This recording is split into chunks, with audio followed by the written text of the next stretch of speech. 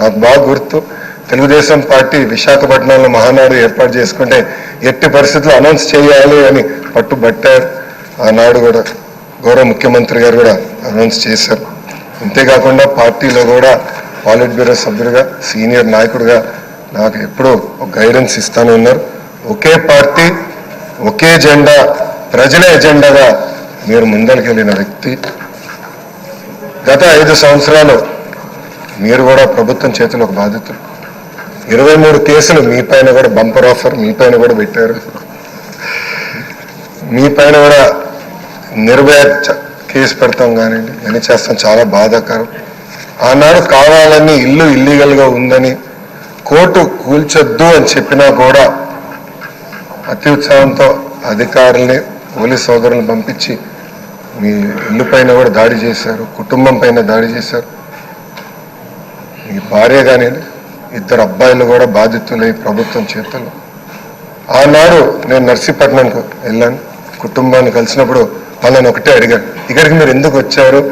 మీ అవసరం రాష్ట్రానికి ఉంది, ఏం పర్వాలేదు, ఆయన పాత్రుడు గారు పోరాడతారు, ఎక్కడికి వెళ్ళరు, మీరు వెళ్ళి అందరు కార్యకర్తల్ని కాపాడండి అని తల్లి కూడా నాకు చెప్పడం జరిగింది. నేను అది ఎప్పుడూ మరవలేను. రాజకీయాలు చూసి పెరిగిన వ్యక్తి. ఒకప్పుడు శాసనసభ జరుగుతుందంటే రాత్రి 2-3 వరకు కూడా జరిగేది. ముఖ్యమంత్రి గారు ప్రతిపక్ష నేత హోరాహోరీగా చర్చలు చేశారు.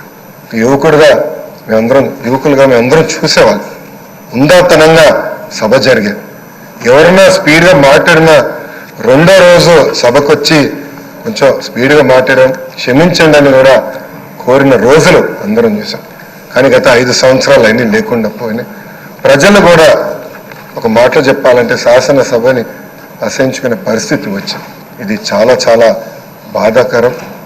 ఇక్కడ చాలామంది మొదటిసారి శాసనసభ్యులు ఉన్నారు. మీ నాయకత్వంలో నేర్చుకునేదానికి మేము ఈ హౌస్కి వచ్చాం.